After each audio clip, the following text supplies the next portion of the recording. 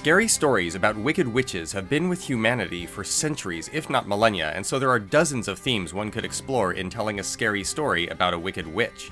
Of all of those themes, however, there are four that seem most important and most prominent and most witch-like to me. The first is the theme of culinary magic. This is the idea that spells are not cast as much as brewed. A witch's magic, in other words, comes from the mixtures in her cauldron, and the spells that she casts are literally concoctions. Concoctions of eye of newt and toe of frog and so on. Most Halloween witches are depicted as having a cauldron, and some of the most well-known witches from cinema, including Disney films like Snow White and The Little Mermaid, have cauldrons as well. A second theme is gross body horror. Witches tend to be gross. They're not mixing cinnamon and rose hips in their cauldron, they're mixing eye of newt and toe of frog, really gross things. A third theme that finds prominence in scary stories about wicked witches are people being turned into animals. Whether it's the Frog Prince, or Lucius from Apuleius' Roman novel The Golden Ass being turned into a donkey, or Thackeray Binks from the Disney film Hocus Pocus who got turned into a cat. Where you find a story about a wicked witch, you very frequently find a story about someone getting cursed and turned into an animal. And finally, and most unwholesomely, there's the theme of stealing children. Whether it's Hansel and Gretel getting stolen by the witch that lives in a gingerbread house, or whether it's Baba Yaga stealing Russian peasant boys and girls, or maybe it's Maleficent from Sleeping Beauty seeking the infant Aurora. But that is the fourth theme. Now there is a wealth of interesting scholarship on the history of the concept of a witch in folklore, covering inspirations both innocent and problematic. We're not going to explore any of that scholarship here. Instead, we're going to put together a fun 5th edition D&D Ravenloft adventure about a witch, which focuses on these four themes. Welcome to PhD&D, everyone. I'm Dr. Bowers, and we're going to talk about the domain of Tepest in Ravenloft. Tepest, more than any other domain, at least in its 5th edition incarnation, features evil fairies, evil fey magic, and the horror associated with dark fairy tales. This is the land where you're going to find witches and trolls and curses, evil brownies and redcaps and flesh-eating fairies. Culturally speaking, the land is steeped in a great deal of Celtic mythology, as well as some Germanic folklore from the Brothers Grimm. Now, as with previous Ravenloft videos, what we're going to do is cover a few cultural inspirations that can help us get an imaginative grip on our adventure, and then we're going to sketch out that adventure. The adventure, broadly speaking, is divided into 3 parts. In the first part, the PCs must escape the clutches of an evil wicked witch, Lorinda, the Dark Lord of Tepest. In the second part, they must brave the spooky forest, escaping from the witch's domicile and making their way to the village of Victal. And in the third part, the PCs will face a danger at Victal as they discover, to their horror, that they are the intended sacrifice of a festival called the Tithe. Before we get into that, though, let's talk about some cultural inspirations to help us get an imaginative grip on this adventure, and this land. For the first part of the adventure, there are a few inspirations, and the main one is the movie Gretel and Hansel from 2020. This is an excellent horror movie featuring a child who's in the captivity of a witch who must learn magic and learn how to use it in order to subvert her captor and eventually escape to safety. And that is actually the plot of the first part of our adventure. The film is very atmospheric and artistic, and its imagery has nods to Tarkovsky, and I highly recommend it. I also recommend the 1997 film Snow White, A Tale of Terror featuring Sigourney Weaver. It has a fun, witchy feel, it features a protagonist trying to escape from the powers of an evil witch, and their depiction of witchcraft is very fascinating. And the final inspiration for the first part of our adventure is the 1986 video game King's Quest III for PC by Sierra Online, designed by Ken and Roberta Williams. In this adventure, PCs control Gwydion, or at least that's what they think his name is, as he tries to escape from the clutches of an evil wizard. In order to escape those clutches, he must use a little culinary magic of his own, and that's what we're going to take inspiration from in the first part of our adventure. As for the second part of our adventure, which features a treacherous journey through spooky woods, I highly recommend The Green Knight from 2021, as well as Pan's Labyrinth from 2006. Both of these films, although having other subject matters, do focus on some very scary fey encounters as our protagonists head along their journeys. Bandits, headless ghosts, and giant toads are all appropriate to the fairy tale horror domain of Tepest.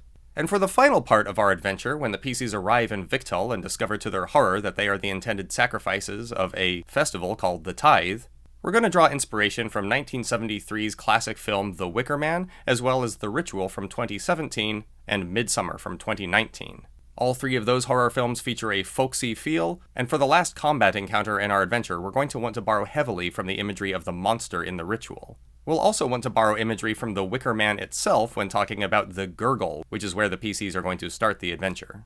Okay, with all of that out of the way, here's the background to the adventure. All the PCs, for as long as they can remember since childhood, have been slaves to the evil witch Lorinda. She kidnapped them as children, and now forces them to do all of her chores, no matter how disgusting. They prepare Lorinda meals, they empty her chamber pots, and they do gross work besides that. We're going to give Lorinda the statistics of a night hag rather than a green hag, and we're also going to give her a couple of other abilities too, but we'll describe her as looking like a green hag. Now, the PCs are about to reach the age of 21, or maybe it's 25, pick an age. But at that age, that's when Lorinda decides that her servants are too old, and she kills them, and she goes and abducts more children. The PCs are aware of this, and the players should be aware of this too, and so they are on the clock to find a way to escape from Lorinda. They can't just face her in combat, though. The PCs are starting out at level 1, and a Night Hag is a CR 5 with all kinds of vicious magical abilities. Nor can the PCs sneak out, unfortunately. For as long as Lorinda is in her lair, a walking massive wicker contraption called the Gurgle, she can tell exactly where her child servants are. Moreover, she can always teleport to them, and we're going to give her the ability to teleport the PCs involuntarily back to the Gurgle.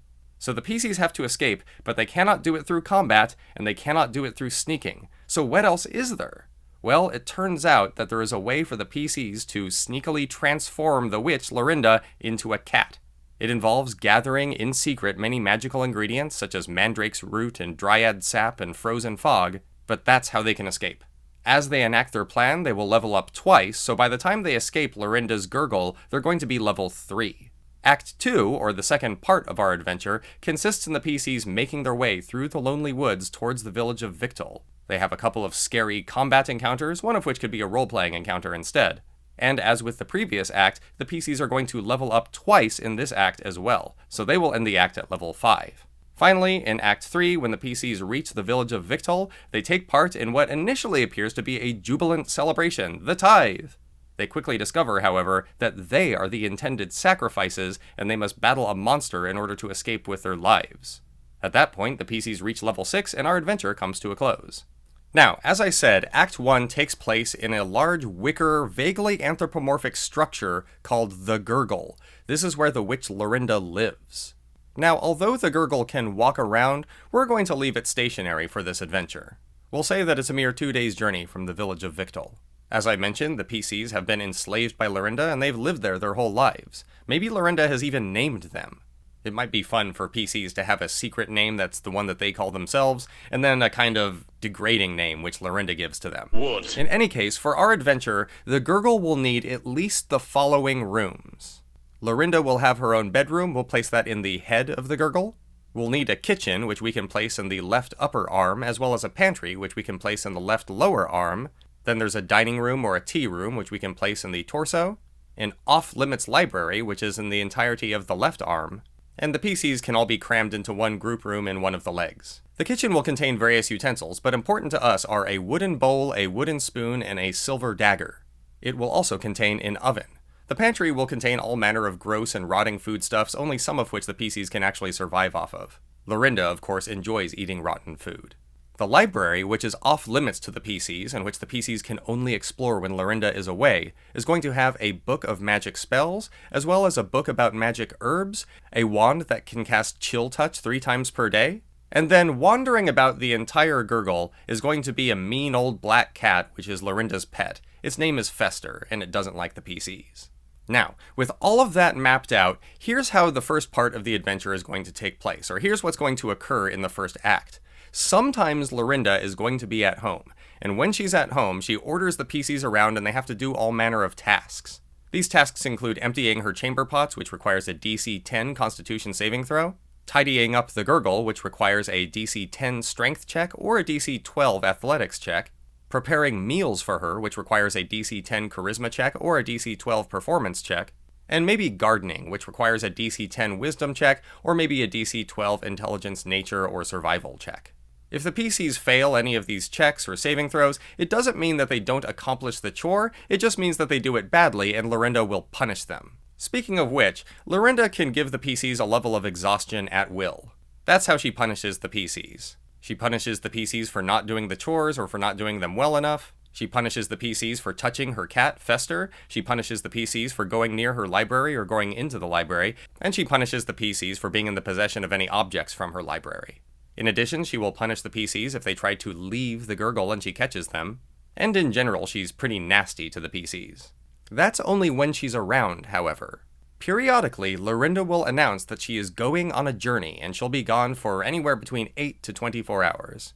Maybe she'll tell the PCs how long she'll be gone for, or maybe the PCs can make an insight check, say DC 12, in order to tell how long she'll be gone. But once she's gone, that's when the PCs have an opportunity to act. They can explore the library, they can leave the Gurgle. They just have to make sure that they come back before Lorinda returns, and that they've returned everything to her library. Now our adventure kicks off with the PCs exploring the library as soon as Lorinda leaves for the first time. I'd start the adventure with her being present and she makes the PCs do all these nasty chores, but then she takes off, and when the PCs explore the library and look inside the Book of Magic, they find that there is a particularly interesting spell. It's a spell for how to turn a witch into a cat, permanently. Obviously, this is an ideal solution for the PC's problems. They need to get rid of Lorinda somehow, they can't kill her and they can't sneak away from her, so this is a good way to do it. The spell, however, is a bit of culinary magic. And here's what it says. It instructs the PCs to melt a patch of frozen fog into a bowl of dryad sap, and then to add diced fresh mandrake root, and heat the whole thing over a fire whose wood comes from an animated tree. Once heated, the mixture should dissolve into a dough. You knead the dough and then put it in the oven to bake, and once it's baked, you have a loaf of bread. Whoever eats that little loaf of bread will turn into a cat permanently. Oh, and you also need to add a little bit of cat hair to the dough. So what the PCs are going to do is, when Lorinda is gone, head out of the Gurgle and forage these various things, bring them back to the Gurgle, and surreptitiously make the bread and serve it to Lorinda. As for the ingredients, they are the following. There's fresh mandrake root, there's dryad sap, there is a patch of frozen fog, and there is wood from an awakened or animated tree. Let's talk about them in that order. It just so happens that Lorinda has a book all about magic herbs, and wouldn't you know it, there's an entry about mandrake roots.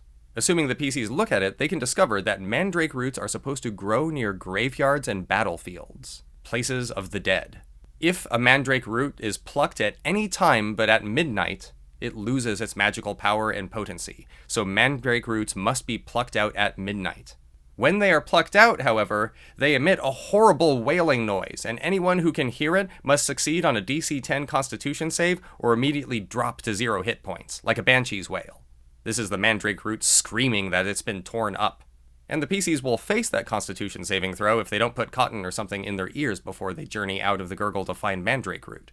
When it comes to finding the mandrake root, let PCs make a DC 10 to DC 12 survival check, and they will eventually find that there's a grave or a lonely set of graves in the forest, and there's mandrake root growing nearby. They wait until midnight, pluck it, pass the Constitution save, or else make it so that they didn't hear in the first place, and they've got their mandrake root. When it comes to the second ingredient, dryad sap, that's a little bit more dangerous. Again, the PCs can make a survival check to try to find a dryad in the woods. But this is Ravenloft, and so the dryad is scary and bloodthirsty. The dryad doesn't immediately attack the PCs, but she makes it clear that sap is her blood, and she's only willing to trade blood for blood. The PCs could therefore allow the dryad to bite each one of them, doing 1d4 piercing damage and maybe a point of necrotic damage as she drinks their blood. Or they could just kill her and try to take her sap by force. If the PCs choose the latter and it looks like the fight might be a little bit too easy, maybe throw in a satyr sidekick or two. But that's how they get dryad sap. When it comes to finding a frozen patch of fog, that's a little bit more complicated, but not that much. Again, the PCs can make a survival check to find a misty spot, and they can either use a spell that causes cold damage, or they can use the Wand of Chill Touch from Lorinda's library, and just use it on the fog. That will result in there being a frozen patch of fog. Let's say that it melts within a couple of hours, and so the PCs must place it in a bowl, like the wooden bowl from the kitchen in the Gurgle. And finally, wood from an awakened tree. Once again, the PCs can make a survival check to go out and try to find an awakened tree, and then they have to kill it and harvest its wood. Simple enough. Now, it's unlikely that the PCs are going to be able to gather all of these ingredients in one single trip or one fell swoop. It would be better to run the adventure so that Lorinda goes away on her trip, the PCs go and gather an ingredient or two, and then notice that they're running out of time. They hurry back, they make it just back in time, and they level up before getting the next 2 ingredients. When the PCs have assembled all the ingredients and prepared it accordingly, including with a little patch of fur from the cat, they feed the bread to Lorinda, she eats it, and turns into a cat, and wow, she's angry at them. But, as a cat, there's nothing she can do. Once the PCs succeed in this task, they can leave the Gurgle and hopefully go on to a better place. And when they leave the Gurgle, we move to Act 2 of our little adventure. In Act 2, the PCs are journeying or wandering through the forest, through the spooky fairy tale woods, trying to find somewhere safe, some new place that they can call home. One of the first things that they encounter is a mushroom ring. These mushroom rings are very, very important to fey creatures, both good and evil, and in this case, the mushroom ring is guarded by a group of evil quicklings. Let's say that it's 3 of them. We can say that the quicklings start out as neutral towards the PCs, but they become hostile if the PCs do anything to the fairy ring, especially step inside it. They may threaten the PCs, or probably demand some kind of tithe or payment to allow the PCs to pass. The PCs can handle this however they wish. It could be a social encounter or a combat encounter. If it's a social encounter, then throw another encounter at them that could be a combat encounter before they level up. A werewolf, for instance, would be a good one. Once the PCs have leveled up to 4 and presumably taken a long rest, they continue their journey through the woods. And as they go, they begin to catch signs of a nearby village. It's the village of Victol. On their way, they cross over a river using a bridge, and underneath that bridge is a troll. A grotesque fairy tale flesh-eating troll. Again, this could be either a social encounter or a combat encounter. The troll will want some huge amount of food or some kind of payment in order to let the PCs pass, and if the PCs don't have such a thing or refuse to offer such a thing, the troll will attack them. When they make it past the troll, the PCs level up to 5 and they arrive in the town of Victol, or the village of Victol. Now here, for the village of Victol, it's important to draw on Midsummer and the Wicker Man and try to establish that there is a jubilant atmosphere, everyone is excited for a festival that's about to take place, and they are overjoyed to see the PCs. The PCs arrive as though they were guests of honor. The villagers are friendly, they ask the PCs how their journey was, whether they can get the PCs anything in the way of nourishment, whether they need to sit down and rest. And here it's useful to draw on some of the fun festive activities that are listed in Van Richten's guide for the tithe. Speaking of which, the PCs soon learned that the festival is called the tithe, and it consists in offering up something precious in exchange for safety. As the PCs enjoy the festival, it becomes increasingly clear that what gets offered up gets destroyed or eaten by a monster, and usually it's not something that gets offered, but someone. Eventually, it becomes clear that the villagers intend to offer the PCs up to a monster as a sacrifice. As soon as the PCs find out, become alarmed, and start to resist, the monster arrives. And here I highly recommend looking at that table in the Tepest section of Van Richten's guide when it comes to Lorinda's children. The monsters described there are so imaginative, I would take one of them and use it. You could use another troll, but describe it as being that rabbit bear thing. Or maybe the Gurgle itself, animated and angry, comes and attacks the PCs in the form of a shambling mound. That would be an exciting conclusion. And speaking of conclusions, once the PCs have vanquished this monstrous foe and ruined the festival of the tithe, they are chased out of the village by the angry villagers, and they find themselves on the run to their next adventure. So that's our little adventure in the domain of Tepest. What did you think? Do you like the idea of the PCs sneaking around and secretly assembling some kind of potion in order to poison a monster that they cannot defeat? Do you like the idea of incorporating elements from fairy tales, but in a dark and twisted version, like trolls under bridges? And what would you add to the Tithe Festival in the village of Victol? Let me know in the comments. As always, thank you very much for watching. Don't forget to do all the internet things, hit like and subscribe, and don't forget to hit that bell icon if you want notifications on the weekly updates I always provide on this channel. Thanks very much!